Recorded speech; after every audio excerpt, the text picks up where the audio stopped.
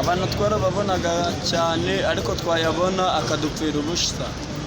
Yadupfiraga ubusa cyane kubera ko hariho n'umuntu ushobora kuguhereza idolari ry'ijana ariko kubera ko ari nta bwenge akagupfira ubusa.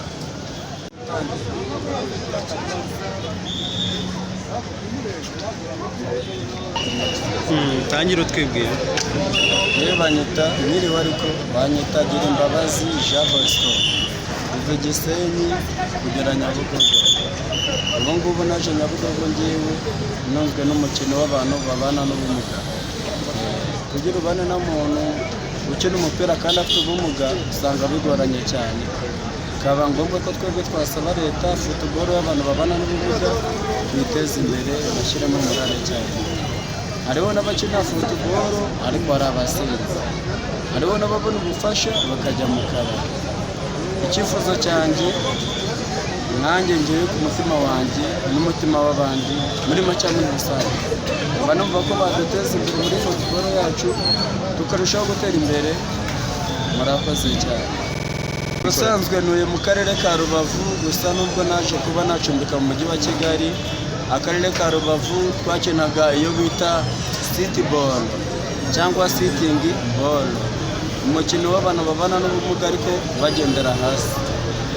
Turaza kuwukora dukora n'imishinga ku buryo twambukirana imipaka u Rwanda na Kongo, wara muri za petite za Garande hose twarakoraga. Bigeze demi-finali baratwambura.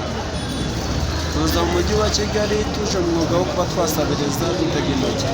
Tumaze kuhagera twasanze bitatubereye bitanadushimishije. Bavuga ati twese nk'uko turabona dusabiriza tukaba dufite imbaraga, nk'uko njye nawe nakwiyenzaho tukahunga cyangwa tukirukanka, gusa hano tuzaye twirukanka nyuma y'umupira.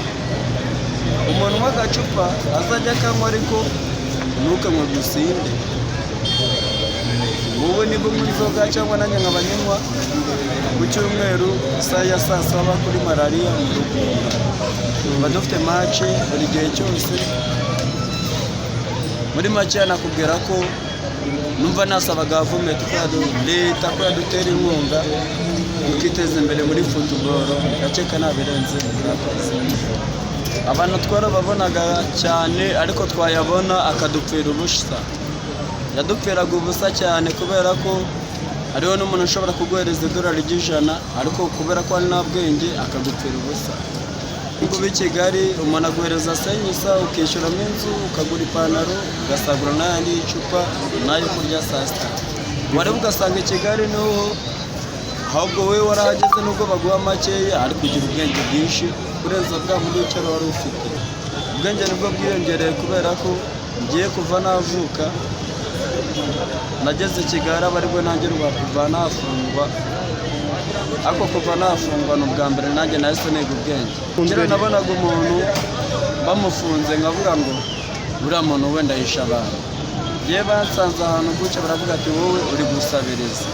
Avuga ati njye nubwo ndi gusaba ntabwo ndi umujura, ndi gusaba abanyarwanda.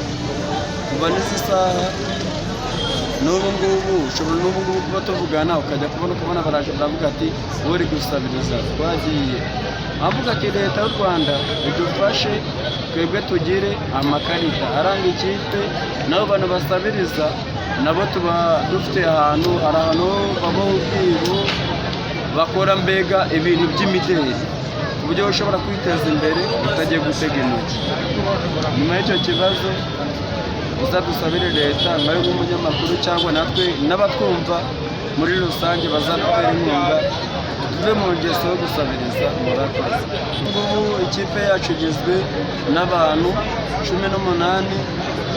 Imyitozo yacu mbere yajyaga ibera hariya kuri Maison de Jeunes muri sale kugera n'ubwo imbere tujya inyuma kubera ko nta kibuga twebwe twari dufite. Twagiye aho bita kuri malariya mu Rugunga. Abantu baca ura muhanda bajya za Gikondo bajya za Nyenyeri kuri ibyo bibuga bajya babibona. Kuri ku cyumweru saa saba uzasanga abantu babana n'ubumuga bakora siporo. Sinda cyane. Murakoze cyane.